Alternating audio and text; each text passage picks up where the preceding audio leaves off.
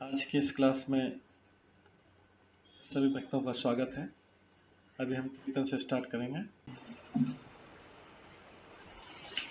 जय राधा माधव कुंज बिहारी, जय राधा माधव कुंज बिहारी, जय गोपीजन वल्लभ गिरिवर धारी, जय गोपीजन वल्लभ गिरिवर धारी, यशोदानंदन व्रज जनरंजन, यशोदानंदन व्रज जनरंजन, यमुना तीरावनचारी, यमुना तीरावनचारी, जय राधा माधव कुंज बिहारी, जय राधा माधव कुंज बिहारी, हरे कृष्णा कृष्णा कृष्णा हरे हरे, हरे राम राम राम हरे हरे, हरे कृष्णा कृष्णा कृष्णा हरे हरे, हरे राम राम राम हरे हरे,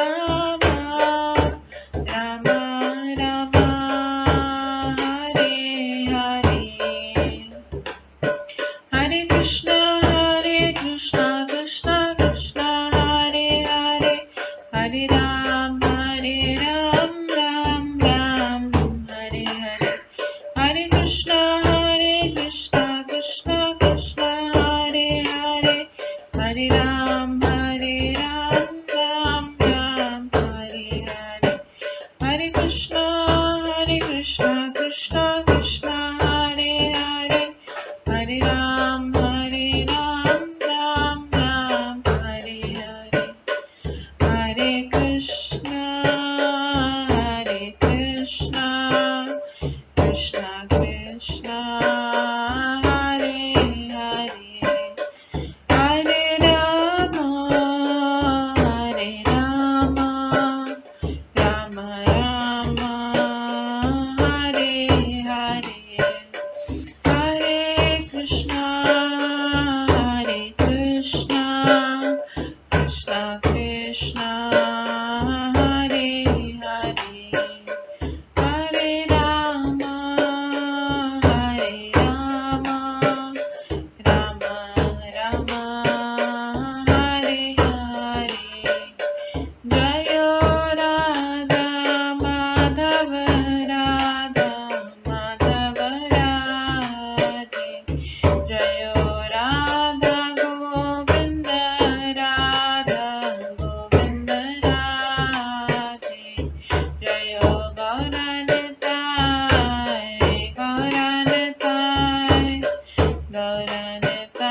जय गौरनिताय, जय जय प्रभुपाद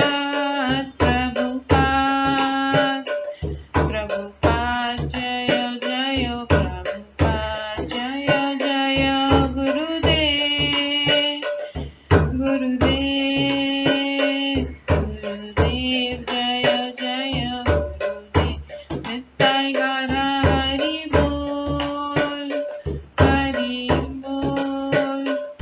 हरि बोल नित्य गौर हरि बोल।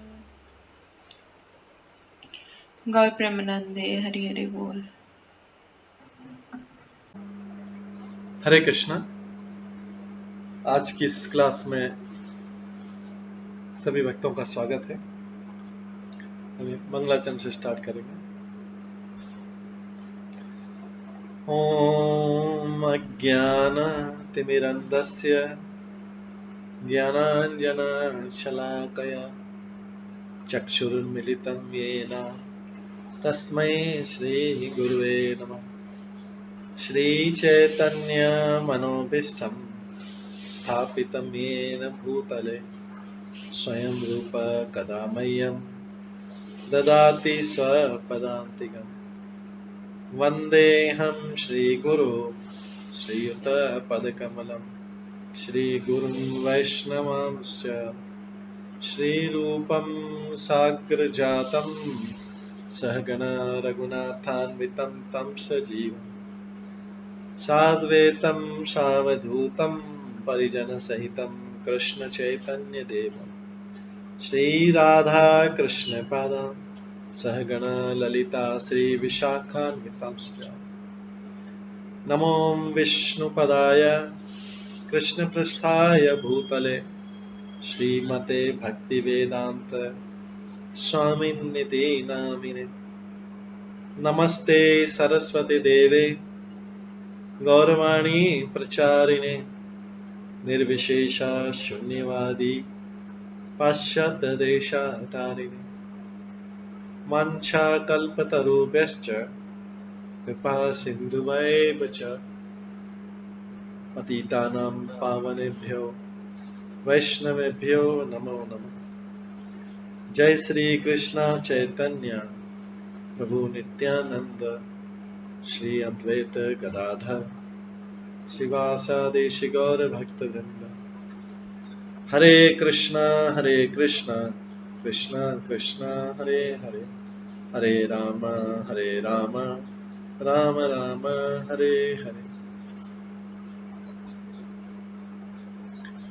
ओम नमो भगवते वासुदेवाय।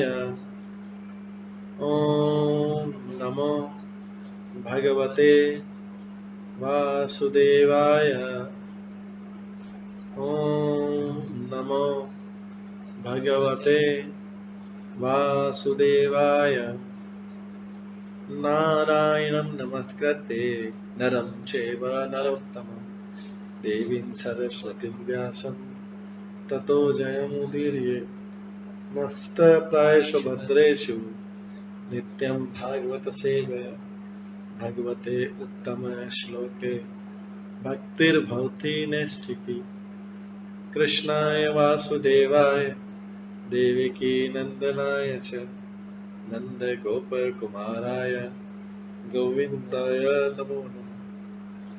सर्ववेदान्तसारमे श्रीभागवतम् इष्यते तद्रसामृतात् नान्यत्र स्याद्रति क्वचित्। आराध्यो भगवान् ब्रजेश तनयस्तनुधाम वृन्दावन रम्या काचिदुपासना ब्रजवधूवर्गेण या कल्पिता।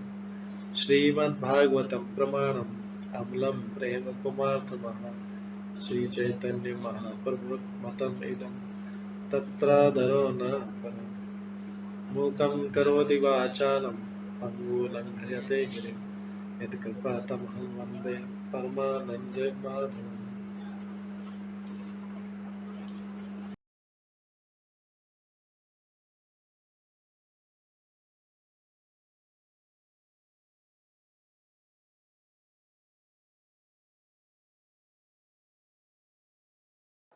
हरे कृष्णा। आज की इस क्लास में सभी भक्तों का स्वागत है। कल हम श्रवण कर रहे थे श्रीमद् भागवतम के चौथे स्कंद के 30वें अध्याय से।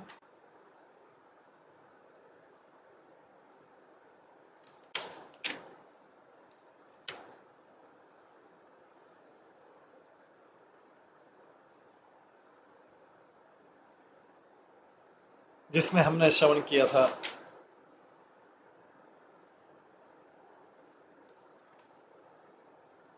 प्रचेताओं के कार्यकलाप के बारे में।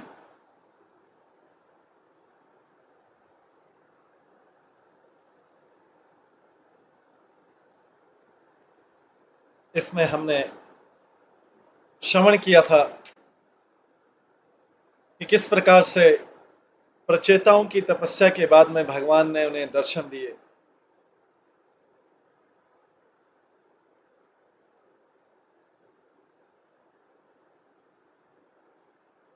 और भगवान ने उनको आशीर्वाद भी दिया।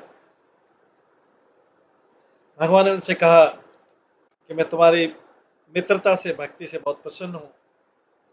तुम्हारे नाम का जो स्मरण करेगा संध्या के समय,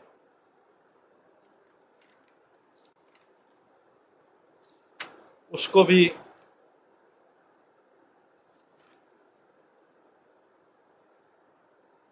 मैत्री भाव का, वैसे लोग सारे मैत्री भाव का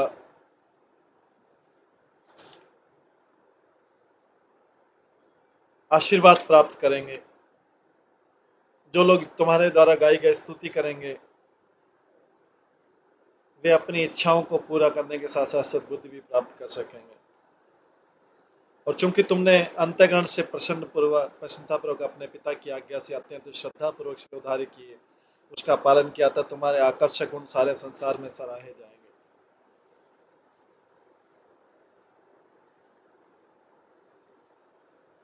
इस प्रकार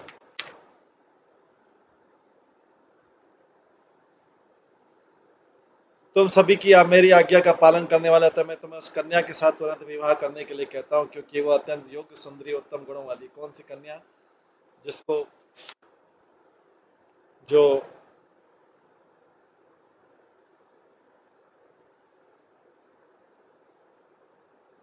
कंडू मुनि के द्वारा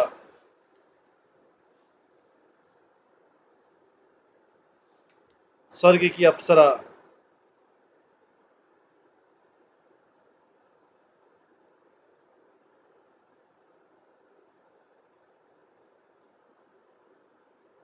परमलोचन और कंडू मुनि से उत्पन्न हुई है, उस कन्या से तुम विवाह करो। परमलोचा और तुम सब भाई भक्त तथा अपने पिता के आज्ञाकारी पुत्र होते के कारण समान स्वभाव वाले व लड़की भी उसी तरह की, और तुम सबके प्रति समर्पित होता है। लड़की तथा तुम प्राचीन परिषद के सारे पुत्र एक ही नियम से बनकर समान पद पर स्थित। तब भगवान ने सभी प्रचेताओं को आशीर्वाद दिया कि हे राजकुमारों, मेरे अनुग्रह से तुम संसार की तथा स्वर्ग की सभी सुविधाओं को भोग सकते हो। तो तुम्हें बिना किसी बाधा के पूर्ण समर्थ रहते हुए 10 लाख देवी अवसर भोग सकते हो। तत्पश्चात तुम मेरे प्रति शुद्ध भक्ति विकसित करोगे, समस्त भौतिक कर्म से मुक्त हो जाओगे। उस समय तथाकथित स्वर्ग तथा नरक लोक में भौतिक भोगों से विरक्त होकर तुम मेरे धाम को लौटोगे। जो लोग भक्ति के शुभ कार्यों में लगे रहते हैं, वे भली भांति समझते हैं कि पूर्ण पुरुषोत्तम भगवान ही समस्त कर्मों के परम भोक्ता है। और जब भी ऐसा कोई व्यक्ति कार्य करता है तो कर्म फल पर भगवान को अर्पित कर देता है और भगवान की कथाओं में व्यस्त रहते हुए सारा जीवन बिताता है। ऐसा व्यक्ति गृहस्थाश्रम में रहकर भी कर्म फलों से प्रभावित नहीं होता। आज हम उसके आगे का 20वें श्लोक से श्रवण करेंगे। चौथा स्कंद 30वां अध्याय 20वां श्लोक। न व्यत हृदये यतज्ञ ब्रह्म एतत् ब्रह्मवादिभिः न मुह्यन्ति न शोचन्ति न हस्यन्ति यत गता।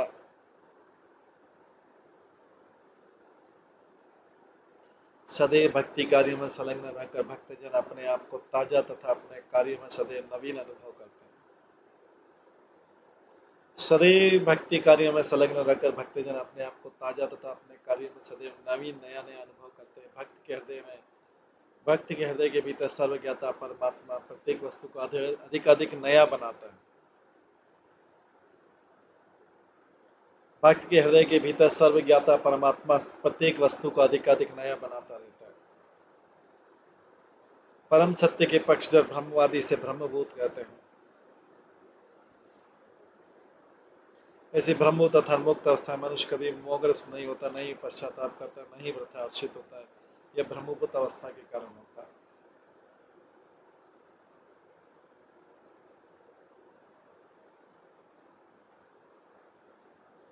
तात्पर्य, भक्त अपने अंतःकरण में स्थित परमात्मा द्वारा अनेक प्रकार से भक्ति में अग्रसर होने के लिए प्रेरित होता रहता है। भक्त अपने अंतःकरण में स्थित परमात्मा द्वारा अनेक प्रकार से भक्ति में अग्रसर होने के लिए प्रेरित होता रहता है। भक्त न तो कभी उबने का अनुभव करता है, न ही अपने को निष्क्रिय अवस्था में समझता।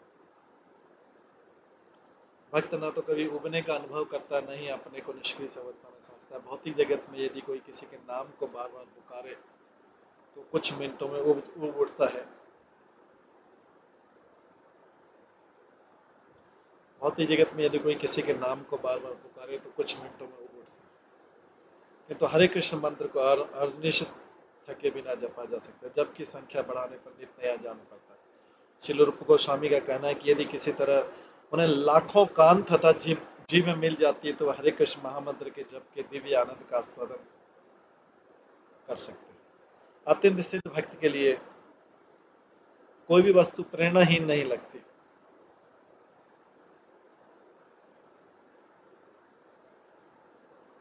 भगवद गीता में भगवान कहते हैं कि वे प्रत्येक जीव के अंतःकरण में स्थित है और स्मरण तथा विस्मरण में जीव को सहायता करते हैं और भगवत कृपा से भक्त प्रेरणा करते हैं। तेषां सतत युक्तानां भजतां प्रीतिपूर्वकं ददामि बुद्धि योगम तम येन माम उपयन्ति ते। जो मुझ में निरंतर श्रद्धा रखते और प्रेम पूर्वक मेरी पूजा करते हैं उन्हें मैं बुद्धि प्रदान करता हूँ जिससे मेरे पास में आ सके।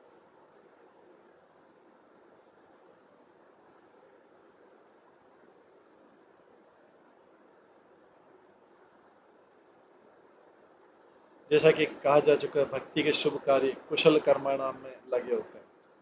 जो लोग भक्ति के शुभ कार्य में लगे होते हैं परमात्मा द्वारा निर्देशित होते हैं, जिसे श्लोक में क्या कहा गया, अर्थात वह जो भूत वर्तमान तथा भविष्य सभी जाने। परमात्मा केवल एक निशुद्ध भक्तों को आदेश देता है कि वे भगवान तक पहुंचने में किस प्रकार प्रगति कर सकते हैं। इस प्रसंग में श्री जीव गोस्वामी कहते हैं कि परमात्मा प्रत्येक व्यक्ति के हृदय में स्थित है, किंतु भक्त के हृदय में स्वयं अपने को अधिकाधिक नवीन रूप में प्रकट करता है। उससे प्रेरणा ग्रहण करके भक्त उस भक्ति में और अधिक दिव्य आनंद का अनुभव करता है।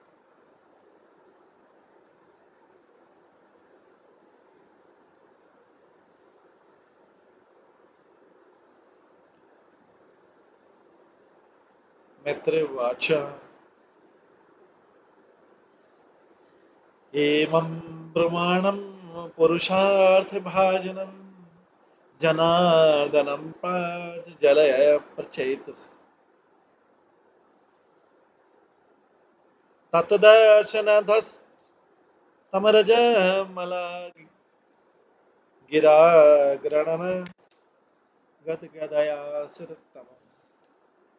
मैत्रेय ऋषि ने कहा, भगवान के इस प्रकार कहने पर प्रचेताओं ने उनकी प्रार्थना की।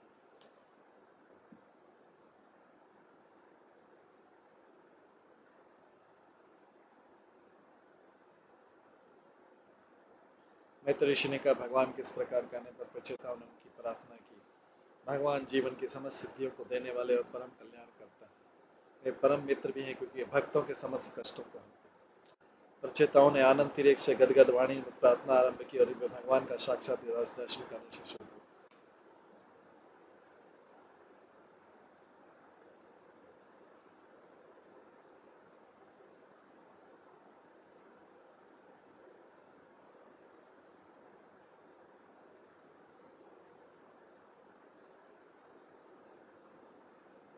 तात्पर्य यहाँ पर भगवान को पुरुषार्थ भाजनम कहा गया। हमें जीवन में जो भी सफलता चाहिए वह भगवान की कृपा से प्राप्त हो सकती है।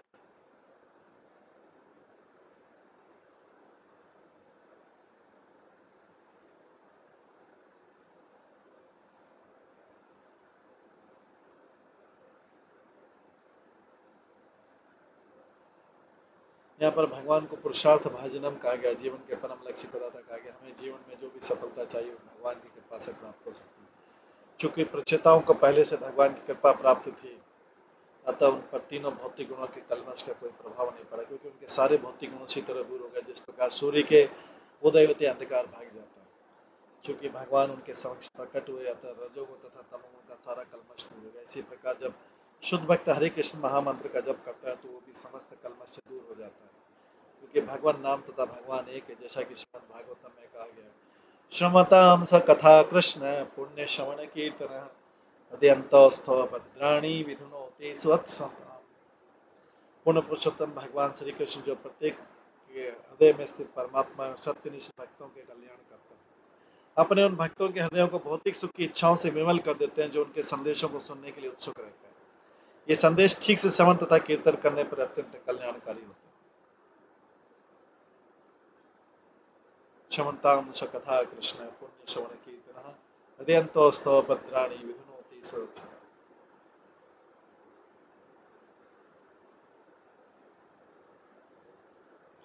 भगवान नाम स्वयं भगवान है। यदि कोई नाम का कीर्तन करता है तथा सुनता है तो शुद्ध हो जाता है। कलमश से सारा भौतिक कलमश दूर हो जाता है। प्रचितागण भगवान की उपस्थिति के कारण पहले ही शुद्ध हो चुके थे, अतः वे हाथ जोड़कर समुचित प्रार्थना कर सकते। दूसरे शब्दों में जब भक्तगण भक्ति में लग जाते हैं तो तुरंत ही उनके सारे कलमश दूर हो जाते हैं, जिसकी पुष्टि भगवत गीता में हुई। कभी कभी भक्तजन असंतुष्ट हो जाते हैं कि भगवान उन्हें अपना साक्षात दर्शन नहीं देते, अतः जब प्रचेताओं ने साक्षात भगवान को देखा तो उनकी अप्रसन्नता दूर हो गई।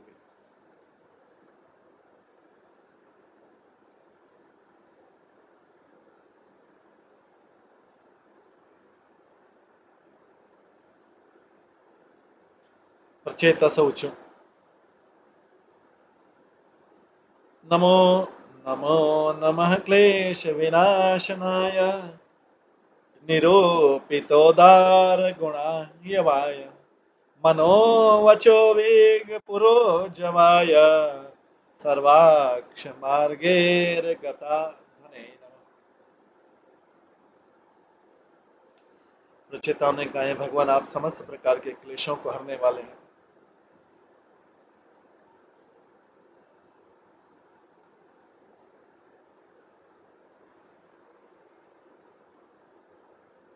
प्रचेताओं ने कहा भगवान से कि भगवान, प्रचेता अभी प्रार्थना करें ना। तो इस प्रकार से भगवान ने तो अपनी सारी बात बोल दी। मैत्री मुनि कहते हैं विदुर को, उसके बाद में प्रचेता लोग भगवान से प्रार्थना करते हैं। प्रचेता कहते हैं, हे भगवान,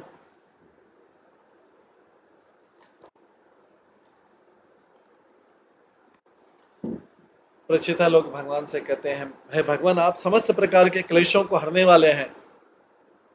आपके उदार दिव्य गुण तथा पवित्र नाम कल्याणप्रद हैं।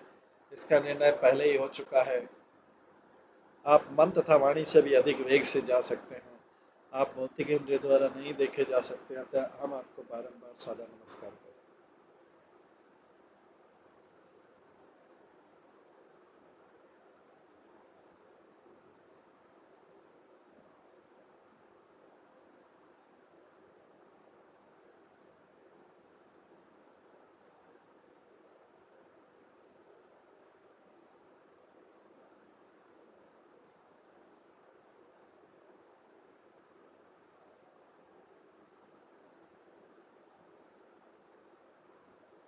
आप भौतिक इंद्रिय द्वारा नहीं देखे जा सकते, अतः हम आपको बारंबार सादा नमस्कार करते हैं। तात्पर्य, निरूपित शब्द जिसका अर्थ निष्कर्ष निकाला,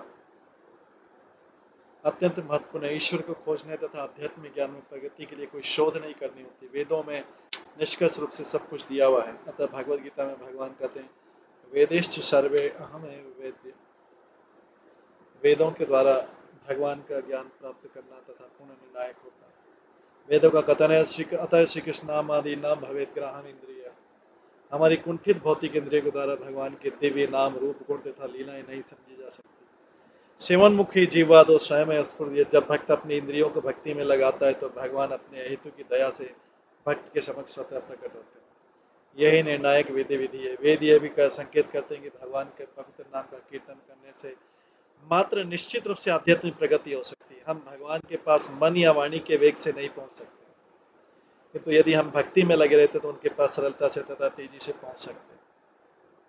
दूसरे शब्द में, परमेश्वर भक्ति से आकृष्ट होते हैं। हम अपेक्षा इसके कि हम उन तक अपनी मीमांसा से पहुंचे हुए हमारे पास अधिक वेग से पहुंच सकते हैं। भगवान ने कहा कि वे ज्ञान तथा सीमा की विचार की गति से परे है, फिर भी उनके अहेतु की कृपा से उन तक आसानी से पहुंचा जा सकता है। इस प्रकार वे अपने अहेतु की कृपा से प्राप्त किए जा सकते हैं। अन्य विधियां प्रभावशाली नहीं।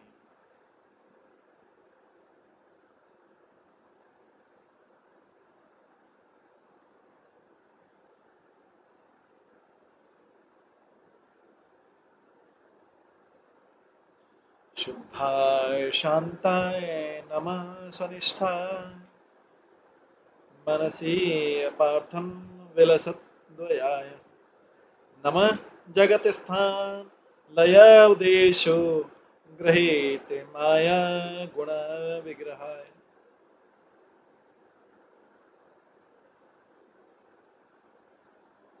हे भगवान, हम आपको प्रणाम करने की याचना करते हैं।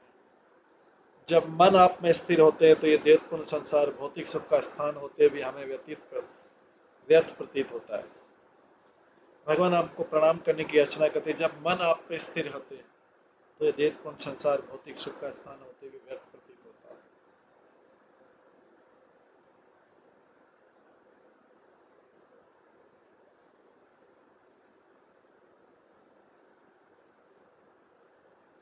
आपका दिव्य रूप दिव्य आनंद से पूर्ण आता है। हम आपका अभिवादन करते हैं। ब्रह्मा विष्णु तथा शिव के रूप में आपका प्राकट्य इस दृश्य जगत की उत्पत्ति पालन तथा संहार के उद्देश्य होते हैं।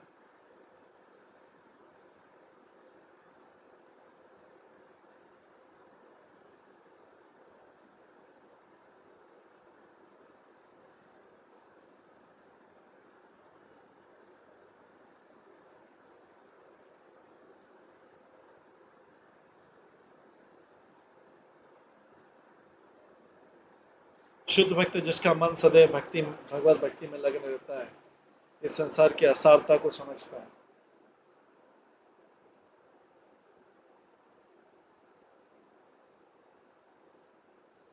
शुद्ध भक्त जिसका मन सदैव भगवत भक्ति में लगा रहता है संसार की असारता को समझता है।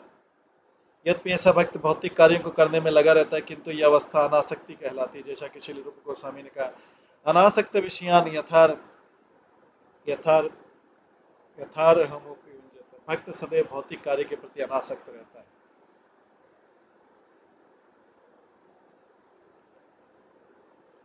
भक्त सदैव भौतिक कार्य के प्रति अनासक्त है क्योंकि मुक्त अवस्था में उसका मन सदैव भगवान के चरण कमलों में स्थिर होता है। यह भौतिक जगत द्वैत कहलाता है। भक्त अच्छी तरह जानता है कि संसार की प्रत्येक वस्तु भगवान की शक्ति के प्राकट्य के अतिरिक्त और कुछ नहीं है। प्रकृति के तीनों गुणों को बनाए रखने के लिए परमेश्वर ब्रह्मा विष्णु तथा शिव के विभिन्न रूप धारण करते हैं। इन गुणों से अप्रभावित रहकर भगवान इस दृश्य जगत की उत्पत्ति पालन तथा संहार के लिए विविध रूप धारण करते हैं। निष्कर्ष है कि यद्यपि शुद्ध भक्त भगवान की सेवा करते हुए भौतिक कार्य में संलग्न प्रतीत होता है किंतु उसे भली बात पता रहता है कि इंद्रिय तृप्ति हेतु भौतिक सुख का कोई उपयोग नहीं है।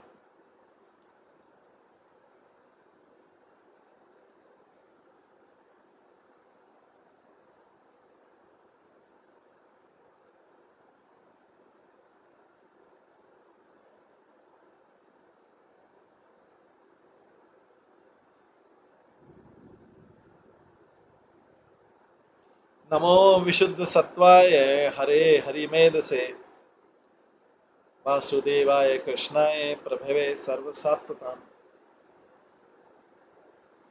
हे भगवान, आपको हम आपको सादर नमस्कार करते हैं क्योंकि आपका अस्तित्व समस्त भौतिक प्रभावों से पूर्णतः स्वतंत्र है। आप सदैव अपने भक्तों के क्लेशों को हर लेते हैं क्योंकि आपका मस्तिष्क जानता है कि उसे ऐसा किस प्रकार करना चाहिए। आप परमात्मा रूप में सर्वत्र रहते हैं तो आप वासुदेव कहलाते हैं। आप वासुदेव को अपना पिता मानते हैं और आप कृष्ण नाम से प्रख्यात। आप इतने दयालु कि अपने समस्त प्रकार के भक्तों के प्रभाव को बढ़ाते हैं।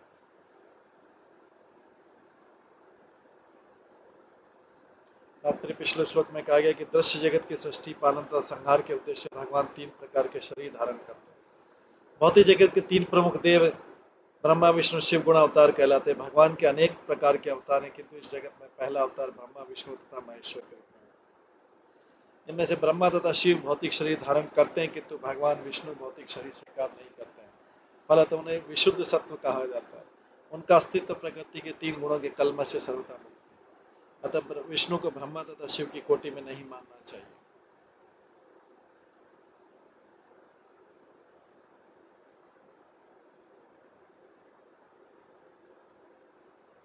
यस्तु नारायणं देवं ब्रह्म रुद्रादि देवते समत्वेनेव विक्षेत स पाषण्डी भवेद्दुर्धर्म।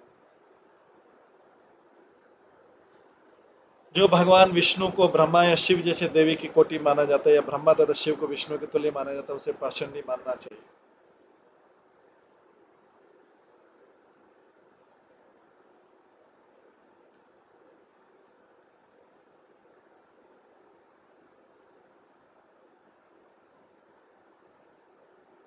अतः इस श्लोक में विष्णु को नमो विष्णु सत्वाय के रूप से पृथक किया गया। हमारे समान जीवात्मा होते हुए ब्रह्मा जी अपने पुण्य कर्मों के कारण महान है, इसलिए उन्हें ब्रह्मा को उच्च पद प्राप्त। शिव जी वास्तव में जीवात्मा जैसे नहीं है किंतु वे भगवान भी नहीं है। उनकी स्थिति भगवान, जीवात्मा, विष्णु तथा ब्रह्मा के बीचों बीच। अतः ब्रह्म संहिता में शिव जी की व्याख्या इस प्रकार की गई। क्षीणम यदा दधि विकार विशेष योगात् संजायते नहि ततः पृथग अस्ति हेतो यह शंभुतामापि तथा समुपेति कार्यात् गोविंदमादि पुरुषं तमं भजामि।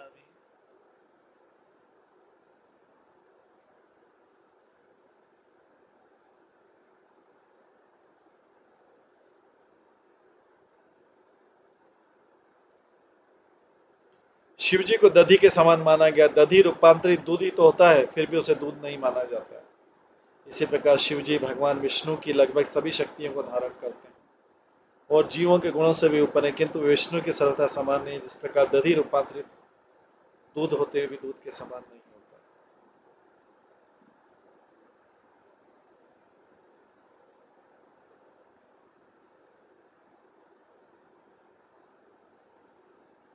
यहाँ पर भगवान को वासुदेवाय कृष्णाय भी कहा गया। कृष्ण आदि भगवान है और सारे विष्णु के स्वांश या कला। स्वांश के अंश को स्वांश को अंश भी कहते हैं। सभी विष्णु तत्व स्वांश हैं। कृष्ण को वासुदेव कहते हैं क्योंकि इस संसार में वसुदेव के पुत्र के रूप में प्रकट हुए। इसी प्रकार वे देवकी नंदन, यशोदा नंदन, नंदन नंदन भी कहलाते हैं।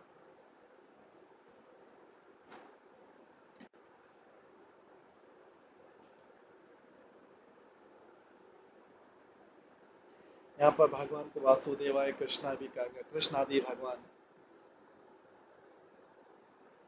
भगवान अपने भक्तों के प्रभाव को बढ़ाने में बारंबार रुचि लेते हैं। अंत यहाँ पर उन्हें प्रभवे सर्व सात्वम कहा गया। सात्वत जाति वैष्णव अर्थात भगवान के शुद्ध भक्तों का एक समुदाय। सात्वत जाति मतलब वैष्णवों का अर्थात भगवान के शुद्ध भक्तों का एक समुदाय। भगवान की शक्तियां असीम है और वे चाहते हैं कि उनके भक्तों की भी भक्तों को भी असीम शक्तियां प्राप्त होता है। भगवत भक्त अन्य जीवों से सदैव भिन्न होता है।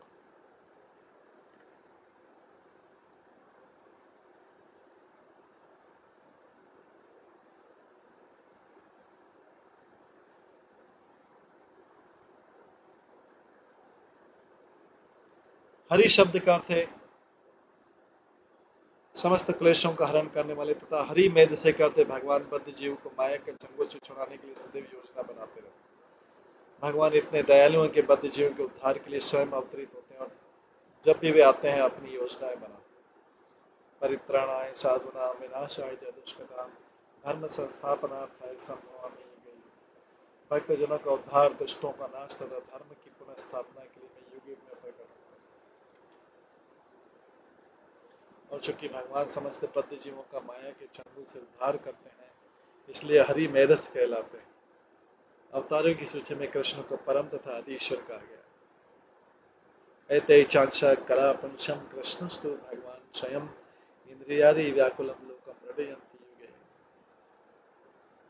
और इस भौतिक संसार में भगवत भक्त देवता असुरों द्वारा पीड़ित हो जाते हैं तो आदि भगवान श्री कृष्ण प्रकट होते हैं।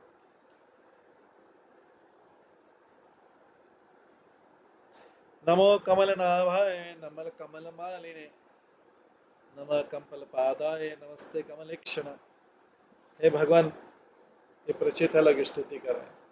हे भगवान, हम आपको सादर नमस्कार करते हैं क्योंकि आपकी ही नाभि से कमल पुष्प निकलता है जो समस्त जीवों का उद्गम है। आप सदैव कमल की माला से सुशोभित रहते हैं और आपके चरण सुगंधित कमल पुष्प के समान है। आपके नेत्र भी कमल पुष्प की पंखड़ियों के सदस्य, अतः हम आपको सदा सदा ही सादर नमस्कार करते हैं।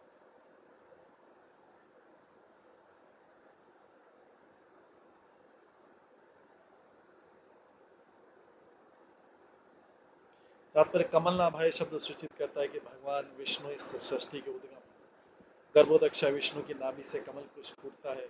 इस पुष्प से ब्रह्मांड के पहले प्राणी श्री ब्रह्मा का जन्म होता है और बाद में ब्रह्मा सारे ब्रह्मांड की सृष्टि करते हैं। अतः समस्त सृष्टि के उद्गम भगवान विष्णु है। सारे विष्णु तत्व के उद्गम भगवान कृष्ण।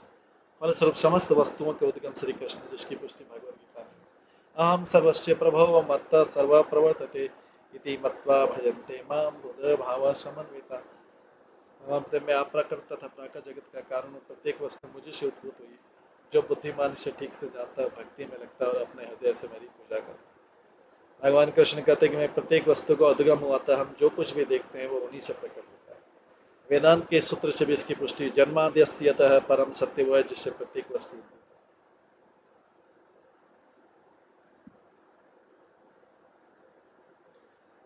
नमः कमल किंजल पिशंग अमलवास से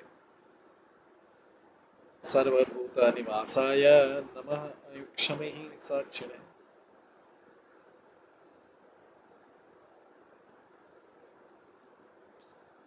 हे भगवान, आपके द्वारा धारण किए गए वस्त्र कमल पुष्प के केसर के समान पीले रंग का है, किंतु ये किसी पदार्थ भौतिक पदार्थ का बना हुआ नहीं है।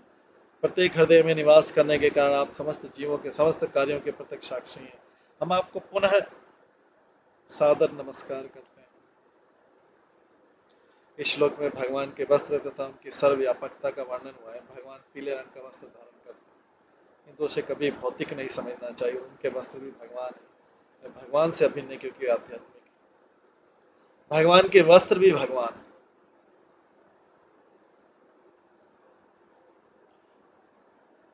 सर्वभूत निवासाय शब्द आगे स्पष्ट करता है कि भगवान किस प्रकार प्रत्येक हृदय में वास करते हैं और बद्ध जीव के सारे कार्यों के प्रत्यक्ष साक्षी का कार्य करते हैं। इस जगत में बद्ध जीव इच्छाएं रखते हैं और उन्हीं के अनुसार कार्य करते हैं। इन सारे कार्यों को भगवान देखते रहते हैं।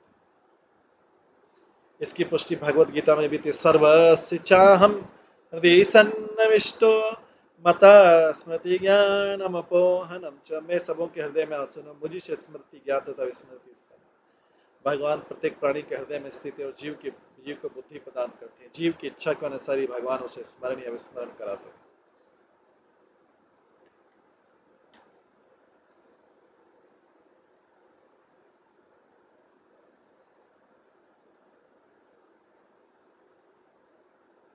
यदि जीव आसुरी होता है और भगवान को भूलना चाहता है तो भगवान उसे ऐसी बुद्धि देते हैं जिससे उन्हें सदैव भूला।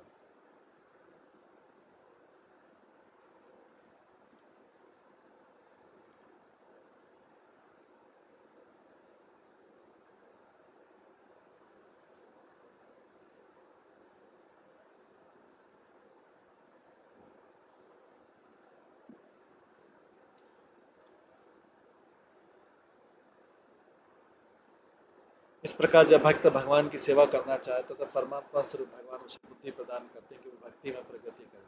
भगवान हमारे सारे कार्यों के साक्षी बने रहते हैं और हमारी इच्छाओं को अनुभव करते हैं। परमेश्वर हमें इच्छा अनुसार कार्य करने की सुविधाएं प्रदान करते हैं।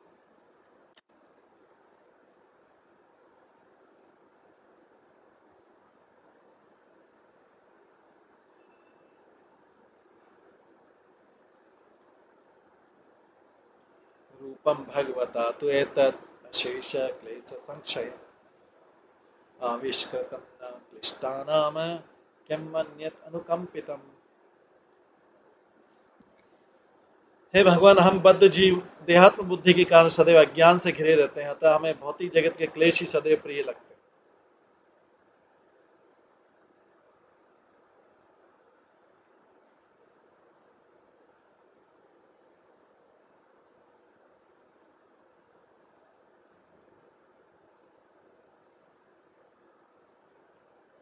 हे भगवान, हम बद्ध जीव देहात्म बुद्धि के कारण सदैव अज्ञान से घिरे रहते हैं, अतः हमें भौतिक जगत के क्लेश ही सदैव प्रिय लगते हैं।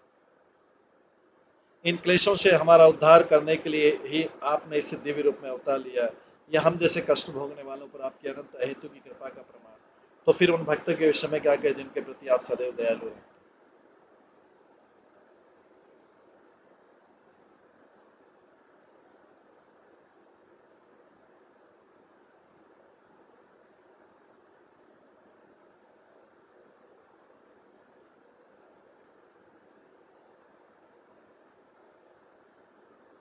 तात्पर्य, जब भगवान अपने आदि रूप में प्रकट होते हैं तो ये पवित्र आत्मा को उद्धार और दुष्टों के संहार के लिए कार्य करते हैं।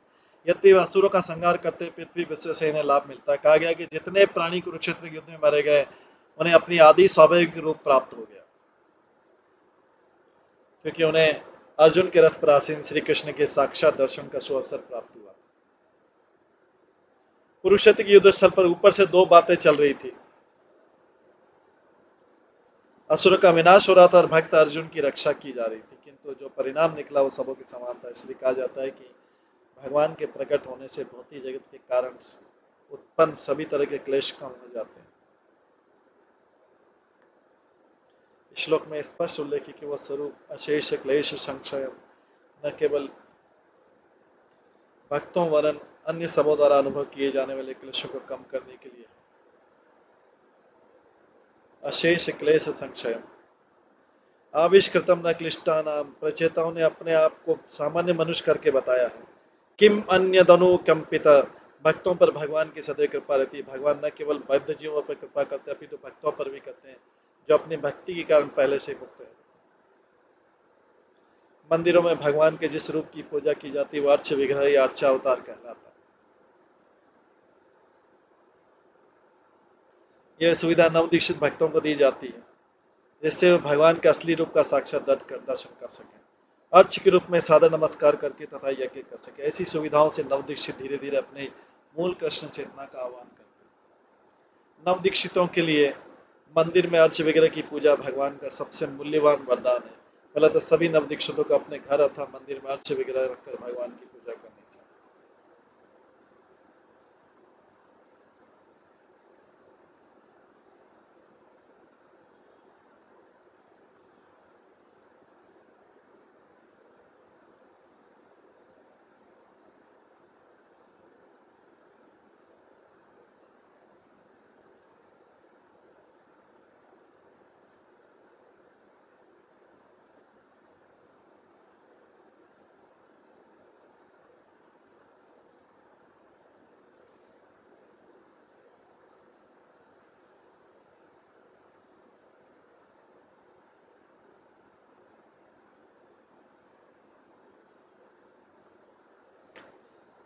एतावत्त्वं हि विभुवि एतावत्त्वं हि विभुभि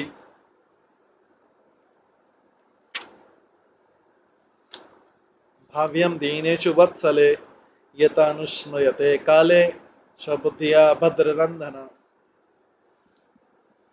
हे भगवान, आप समस्त मंगल अमंगल के विनाश करता है। आप अपने अर्च विग्रह विस्तार के द्वारा अपने दीन भक्तों पर दया करने वाले हैं। आप हम सबको अपना शाश्वत दास समझे।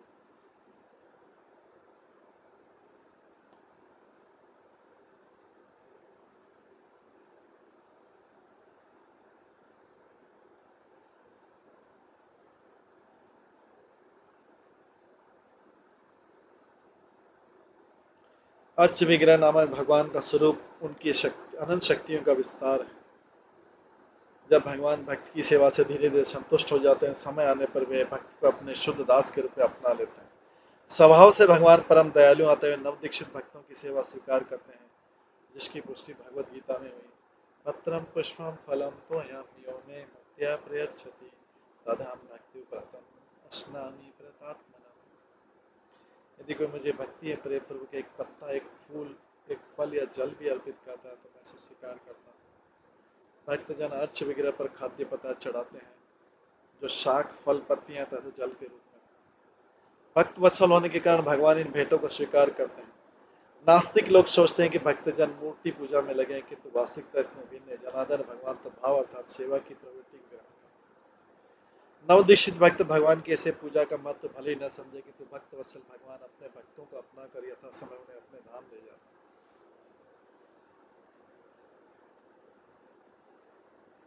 और इस छंद में एक ब्राह्मण की कहानी जो अपने मन में भगवान को खीर चढ़ाया करता था।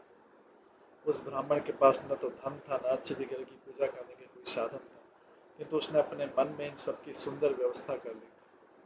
अर्च विग्रह को स्नान कराने के लिए पवित्र नदियों से जल लाने के लिए उसके पास सुनहरे पात्र थे। मन में ही सारा किया। वो अर्च विग्रह को खीर सहित उत्तम अत्यंत उत्तम भोजन चढ़ाता था।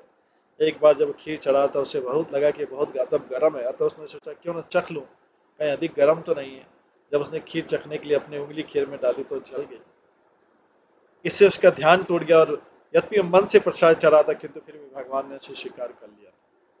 फलतः भगवान ने उस ब्राह्मण को अपने धाम के लिए तुरंत एक रथ भेज दिया। अतः प्रत्येक निष्ठावान भक्त कर्तव्य के घर में या मंदिर में अर्च विग्रह को माने और प्रामाणिक शास्त्रों तथा गुरु सम्मत विधि से भगवान के स्वरूप की पूजा करे।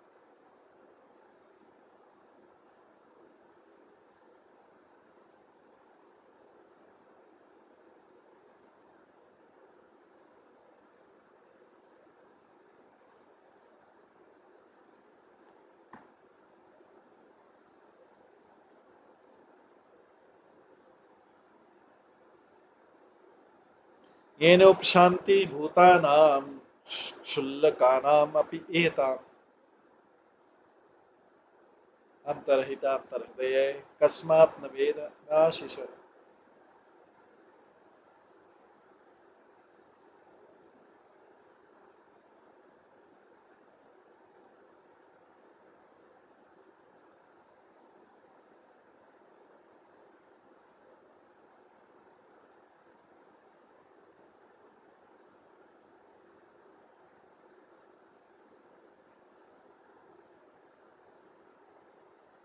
जब भगवान अपनी सहज दया से अपने भक्त के विषय में सोचते हैं,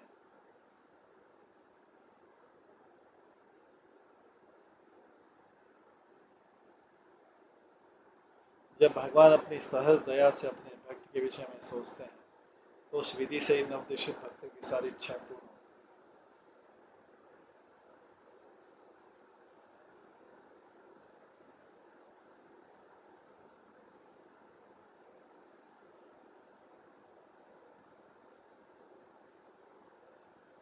जीव के अत्यंत तुच्छ होने पर भी भगवान प्रत्येक जीव के हृदय में स्थित है।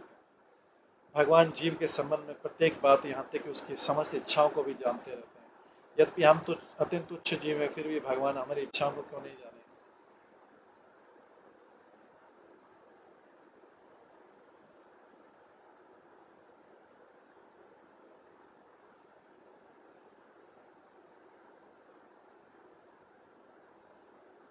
तात्पर्य सिद्ध भक्त अपने आप को सिद्ध नहीं मानता और सदा अत्यंत विनीत होता है। भगवान अपने परमात्मा के रूप में प्रत्येक जीव के हृदय में स्थित रहते हैं और वो अपने भक्तों के मनोभावों तथा इच्छाओं को समझ सकते हैं। वे अभक्तों को भी अपनी इच्छाएं पूर्ण करने का अवसर प्रदान करते हैं, जिसकी पुष्टि भगवद गीता में मत्ता स्मृति ज्ञानम। तुच्छ से तुच्छ जीव भी जो कुछ चाहता है भगवान उसको अंकित करते रहते हैं और उन इच्छाओं को पूरा करने के लिए उसे अवसर प्रदान करते हैं। यदि अभक्तों की इच्छाएं पूर्ण हो सकती तो फिर भक्तों की क्यों नहीं।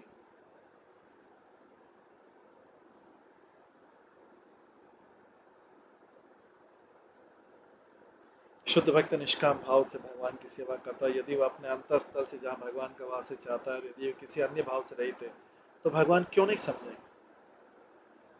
यदि निष्ठावान भक्त भगवान या अर्च वगैरह की सेवा करता है तो उसके सारे काल सफल हो जाते हैं, क्योंकि हृदय में स्थित भगवान उसकी निष्ठा को समझ लेते हैं। इस प्रकार भक्त यदि भक्त पूर्ण विश्वास के साथ भक्ति संबंधी सारे कार्य करता जाता है तो अंत में उसे सफलता प्राप्त होती है।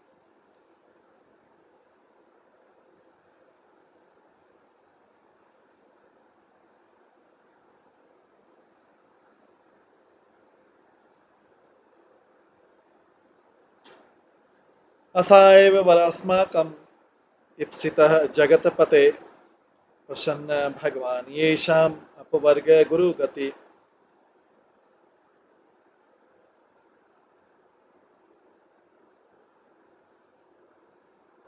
हे जगत के स्वामी, आप भक्ति योग के वास्तविक शिक्षक हैं।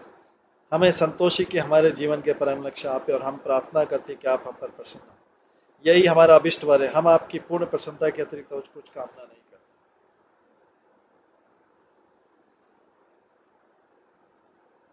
श्लोक के अपवर्ग गुरु गति शब्द अत्यंत महत्वपूर्ण है। श्रीमद् भागवतम के अनुसार परमेश्वरी परम सत्य का चरम तत्व ब्रह्मेति परमात्मेति भगवान इति शब्द थे। परम सत्य तीन प्रकार के अनुभव किया जाता है: निर्गुण ब्रह्म, अंतर्यामी, पूर्णात्मा, पूर्ण पुरुषोत्तम। अपवर्ग का अर्थ है मोक्ष, पवर्ग का अर्थ है भौतिक संसार। इस संसार में मनुष्य सदैव कठोर श्रम करता रहता है किंतु अंत में निराश हो जाता है। तब उसकी मृत्यु हो जाती है। पुनः कठोर श्रम के लिए उसे अन्य शरीर प्राप्त होता है। भौतिक संसार का चक्र यही है। अपवर्ग इसका विपरीत है। इसमें मनुष्य कुत्ते बिल्लियों की तरह कठोर श्रम न करके भगवान के धाम को वापस जाता है। मोक्ष का प्रारंभ परमेश्वर के ब्रह्म तेज में मिल जाने से होता है। ये ज्ञानी संप्रदाय वालों का विचार है, किंतु भगवान का साक्षात्कार इससे बड़ी चीज है। जब भक्त समझता है कि भगवान प्रसन्न है तो मोक्ष अर्थात ब्रह्म तेज में मिलना कठिन नहीं होता है। जिस प्रकार सूर्य प्रकाश से सूर्य तक पहुंचा जाता है, उसी प्रकार मनुष्य को निर्गुण ब्रह्म तेज के माध्यम से भगवान के पास पहुंचना है। यदि कोई भगवान को प्रसन्न कर ले तो भगवान के निर्गुण तेज में मिल जाना कठिन नहीं रहता।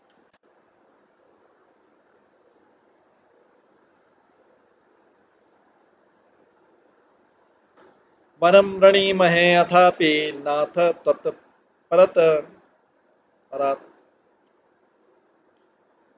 नहीं अंतर तत्विभूति नाम स अनंत इति गीयसे। अतः स्वामी, हम आपसे वरदान देने के लिए, वर देने के लिए प्रार्थना करें, क्योंकि आप समस्त दिव्य प्रकृति से परे हैं। आपके ऐश्वर्य का कोई अंत नहीं आता, आप अनंत नाम से विख्यात।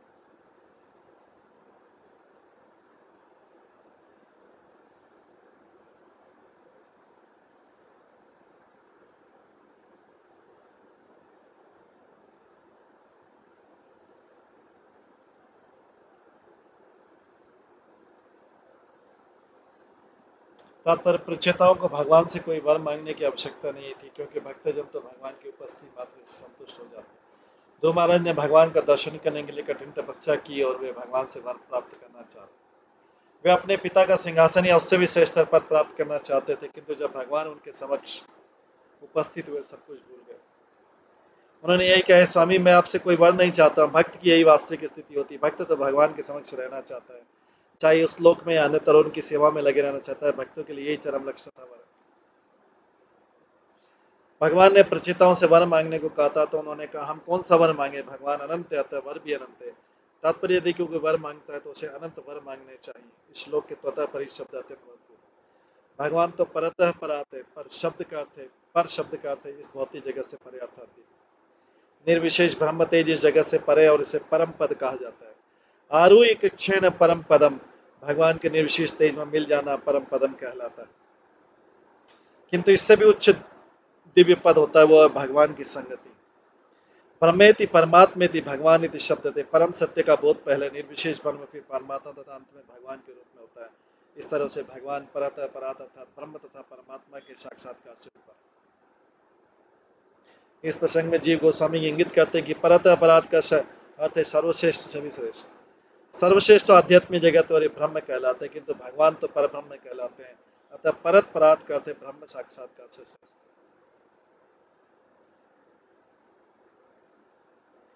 जैसा कि अगले श्लोक में बताया जाएगा, प्रचेताओं की योजना कुछ ऐसी मांग प्रस्तुत करने की थी जो अनंत। भगवान की लीलाएं, गुण, रूप तथा दान सभी अनंत है, इन सबका कोई अंत नहीं है। किंतु यदि सारे जीव परमेश्वर की अनंत शक्तियों को सुनने में लग जाएं, तो अनंत से सीधे जुड़ जाते हैं, और श्रवण तथा कीर्तन के द्वारा अनंत का ऐसा ज्ञान अनंत बन जाता है।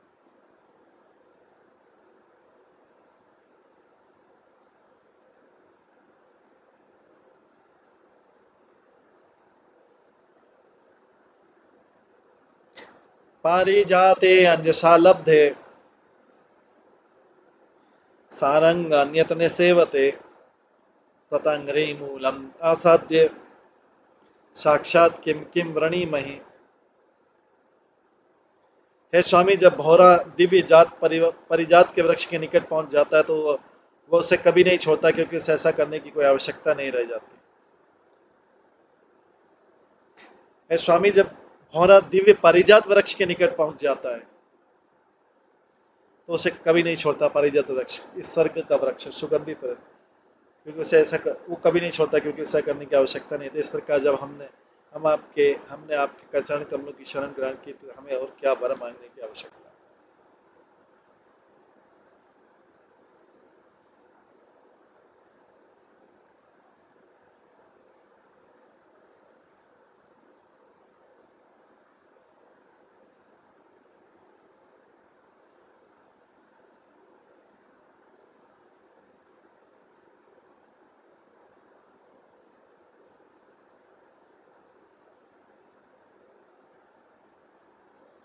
जब भक्त भगवान के चरणों कलम की सेवा में वास्तविक में लगा होता, तो उसे अन्य कोई वर मांगने की आवश्यकता नहीं रहती, क्योंकि उसकी व्यवस्था अपने पूर्ण में होती है। जब भौरा पारिजात वृक्ष के निकट आ जाता है, तो उसे असीमित मात्रा में मधु प्राप्त हो जाता है। उसे दूसरे वृक्षों पर जाने की कोई आवश्यकता नहीं रहती। यदि कोई भगवान के चरण कमलों की सेवा में स्थिर हो जाता है, तो उसे अनंत आनंद प्राप्त होता है, तो उसे कोई और वर मांगने की आवश्यकता नहीं रह जाती। पारिजात वृक्ष संसार में साधारण रूप में प्राप्य नहीं है। पारिजात वृक्ष का दूसरा नाम कल्प वृक्ष या मनोरथ पूर्ण करने वाला वृक्ष ऐसे वृक्ष से मुंह मांगा वर प्राप्त किया जा सकता है। यदि इस संसार में यदि नारंगी चाहिए तो नारंगी वृक्ष से मिलेगी और आम के वृक्ष से आम मिलेंगे, तो न तो आम के वृक्ष से नारंगी मिलेगी, न ही नारंगी के वृक्ष से आम, मतलब ऑरेंज से आम नहीं मिलेगा आम से। किंतु पारिजात वृक्ष से जो चाहो सो मिल सकता है, चाहे नारंगी या ऑरेंज या चाहे आम या केला। यह वृक्ष वैकुंठ लोक में पाया जाता है। चिंतामणि प्रकर सदृश कल्प वृक्ष लक्षावृतेश, वैकुंठ लोक जैसे चिंतामणि धाम कहते हैं ऐसे कल्प वृक्षों से गिरा है। किंतु पारिजात वृक्ष इंद्र लोक में भी प्राप्त है। इस पारिजात वृक्ष को श्री कृष्ण अपनी रानी सत्यभामा को प्रसन्न करने के लिए लाए थे और इसे रानियों के लिए बने महल द्वारका के महल में रूप दिया गया था। भगवान के चरण कमल भी पारिजात रानियों के लिए निमित्त वृक्ष वृक्ष के सदस्य है। भक्त कण भौरों के समान है, वे सदैव भगवान के चरण कमलों में आसक्त रहते। यावते माया स्पष्ट भ्रमा में ये कर्म भी तावत भवत प्रसंगानाम संग स्यात् न भवे भवे।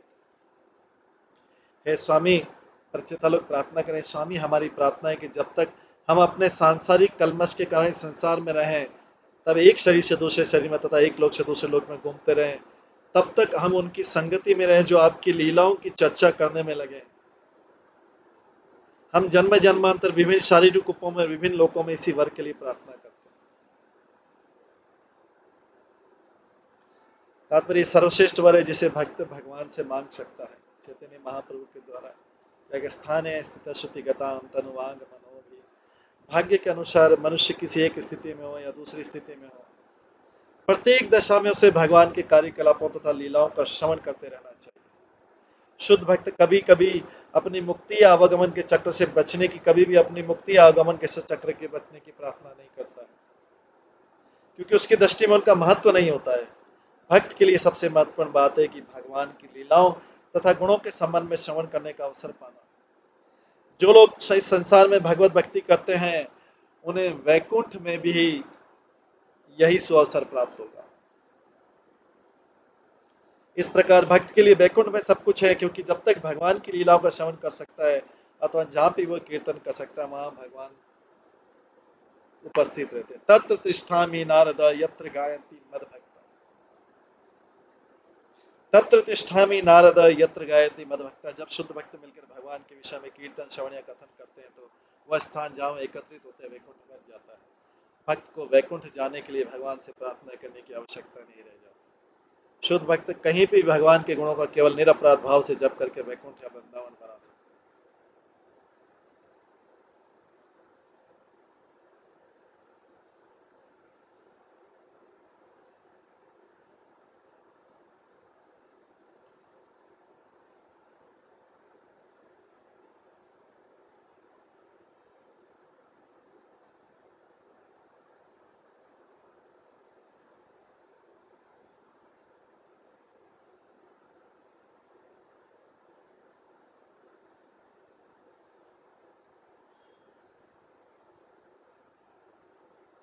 चैतन्य महाप्रभु प्रार्थना करते हैं, मम जन्मनि जन्मनीश्वरे भवतात् भक्ति रेखिते।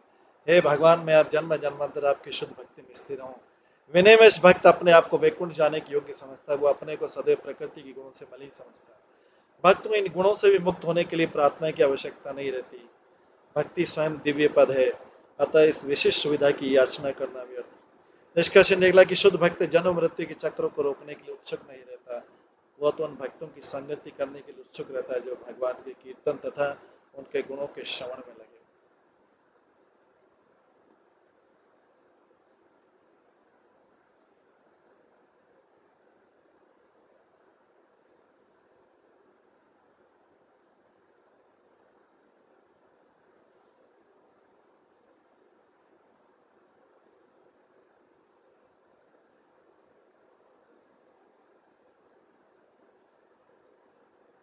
इस प्रकार से प्रचेता अपने